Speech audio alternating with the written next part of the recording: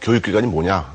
그리고 이제 그 이후에 영어 교육이 어떤 그 목적이나 이렇게 달라지지 않았습니까? 이제 어떤 식으로 변천되어 왔느냐. 이제 이런 연구는 저희 쪽에서도 사실, 많이 하고 있어서 지금 또 많이 알려지기도 했거든요. 이제 근데 이런 연구 자체는 그냥 단순하게 호기심 차원이 아니고 앞으로 우리가 그러면은 영어 교육을 어떻게 해나갈 것인가 이런 방향 설정할 때도 굉장히 좋은 자료가 되는 게 예를 들면 과거에 100년 전에 이런 교육했었는데 이게 이런 이유로 안 먹혔다라든지 이런 건 앞으로 저 계획 세울 때 상당히 도움이 되거든요, 이제.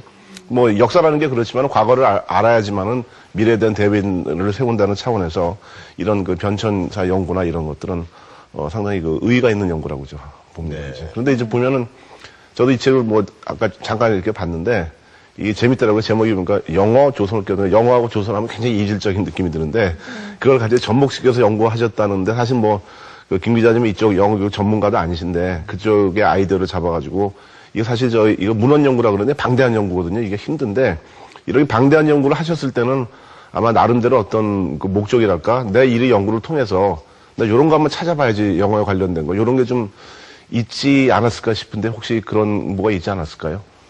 예, 뭐 사실 그런 어떤 목적성을 가지고 처음부터 이걸 해가서 뭘 알아봐야 되겠다 이런 생각보다는 그 좀 사실은 호기심이 더 컸어요.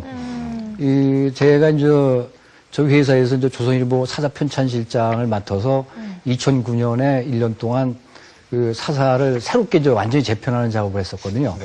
그래가면서 1년 동안 20년대, 1920년대, 30년대에 발간된 저 우리 신문을 갖다 다 뒤져보고 막 이랬죠.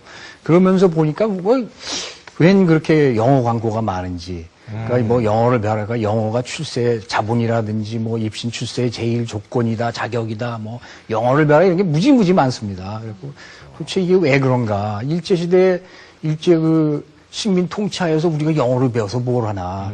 그런 궁금증이 이제 들었죠. 그래서 그러고 또 가만히 생각을 해보면 내가 영어를 배운 과정도 이 정통종합영부터 해가지고 쭉 배워왔지만 사실 영어를 아까도 얘기가 나왔죠. 누가 영어를 제일 먼저 배웠는지, 우리나라에 처음에 영어를 가르친 사람은 누구, 어떻게 퍼져나가는지, 이런 건 궁금했는데, 한 번도 배워본 적이 없어요. 네. 중학교 때부터 고등학교, 대학까지 영어는 계속 배워왔거든요. 그럼 뭐 직장 가서 또 뭐 영어 배워야 된다고 새벽반 나가서 영어 회화 공부하고 그랬는데, 영어 누가 맨 처음에 한 사람이야? 처음에 가르칠 때 어떻게 가르쳤어? 이런 건 모른단 말이에요. 그래서 그걸 하나하나 찾아가다 보니까 이제 이렇게 책으로 엮어지게 됐죠. 그러면 요즘 보면 우리나라 요즘 뭐 영어 교육 과열이다, 뭐 너무 붐이 일었다 이러는데 그게 아니고 사실은 100년 전부터 붐이 일었던 거네요. 그렇네요. 이렇게 보니까. 그러니까 우리가 영어 배울 때는 그냥 영어는 당연히 해야 되는 것이다라고 그냥 생각을 했던 거지. 그것이 뭐 지금 영어를 왜 어떻게 활용을 해야 되고 왜 공부를 해야 되는지에 대한 그 당위성에 대한 것은 저희가 사실 그렇게 크게 접하진 못했던 것 같거든요. 지금 우리 김영철 기자님의 프로필을 보니까 굉장히 그 최고의 엘리트 코스를 또 밟으시고 지금 또 사회에 어느 정도 이제 그 탑 레벨까지 오르셨는데 현재 그 위치에 계시면서도 영어에 대한 스트레스를 받고 계신가요? 사실 만약에 이제 영어로 대화를 할 수밖에 없는 그런 상황에 처해진다. 그럼 보면 얼굴부터 벌개집니다. 그 상황을 모면하기 위해서. 사실 그런 형편이거든요. 근데 제가 1970년대 이제 고등학교 다니기 시작했고 80년대 초에 졸업을 했는데 당시에 영어라는 건 이거 다 독해만 하면 됐어요. 뭐 어려운 영어 단어 외우고 뭐 그러면 됐지. 영어 회화를 한다, 히어링을 한다 이런 개념은 없었거든요, 사실. 그러다 보니까 영어 가지고 남과 의사소통한다는 건 불가능하죠. 근데 사실 말씀하셨다시피 제가 대한민국에서 보증하는 KS입니다. 적어도 시험 봐가지고 들어간 거는 경기고등학교를 나오고 서울대학교를 졸업한 KS임에도 불구하고 영어는 한마디도 못해요. 참 이게 부끄러운 현실이죠, 어떻게 보면. 네. 예. 근데 저는 지금 첫 부분에서 눈에 띄는 것이 조선은 이미 영어 도사가 많았다라는 제목으로 들어가는 말을 쓰셨어요. 네. 이게 무슨 의미인가요?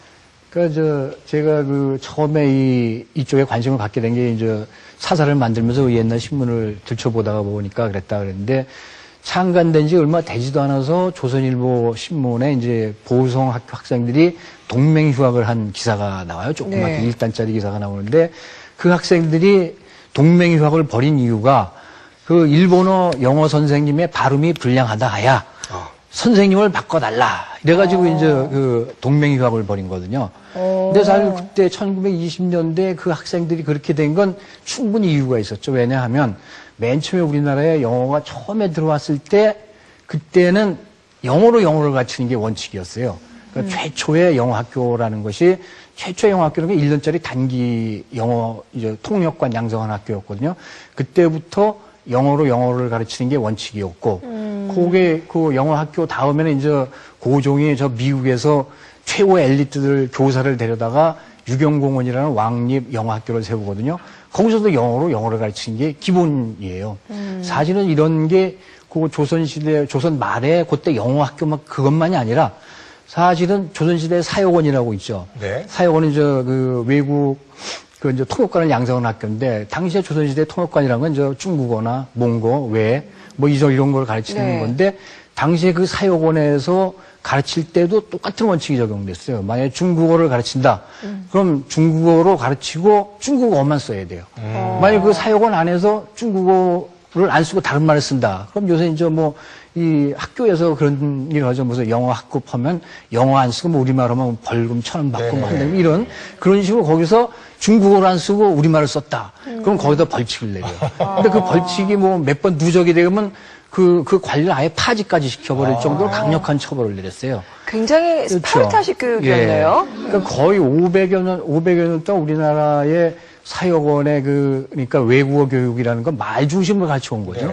그 전통이 맨 처음에 그 우리나라에 들어왔던 영어 교육기관에서도 똑같이 적용이 됐던 거죠. 아니, 근데 참 요즘 같은 경우에는 뭐 CD도 있고 인터넷도 있고 뭐 막말로 테이프도 있어가지고 저 사람의 발음이 뭐 원어민에 가까운지 안 가까운지 알 수가 있는데 20, 30년대 때 그런 게 전혀 없는 상황에서 일본인 교사의 발음이 좋은지 안 좋은지 그걸 구별했다는 건 상당히 대단한 일인데요. 그렇죠. 그럼 우리나라의 그 아까도 드렸던 질문의 대답인데 처음에 영어가 등장한 거는 언젠가요?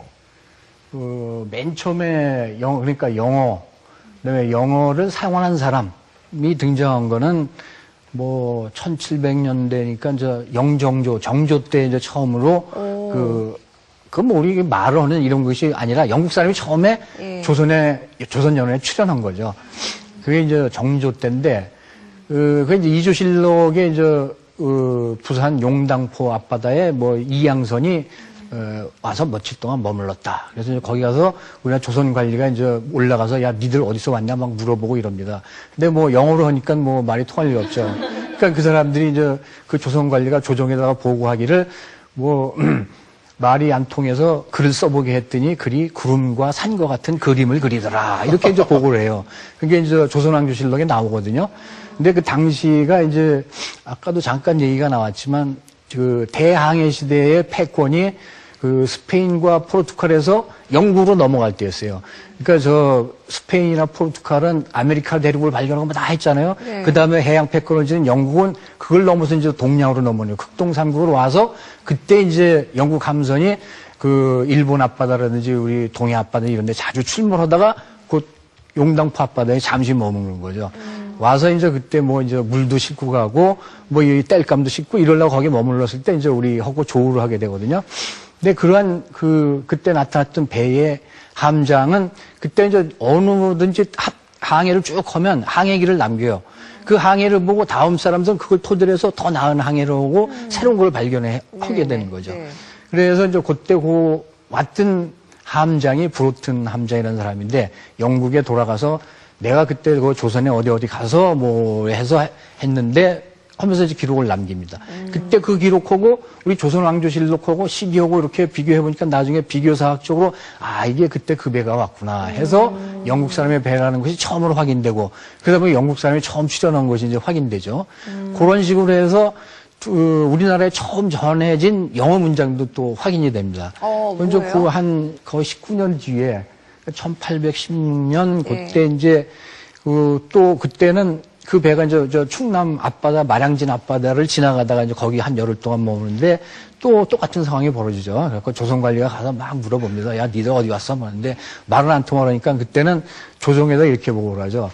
조선 관리가 뭐 이 사람들이 무슨 말을 하는지는 잘 모르겠는데 외가리가 지설거리는 이런 소리를 내더라. 이렇게 보고를 하고 그래서 글을 써보게 했더니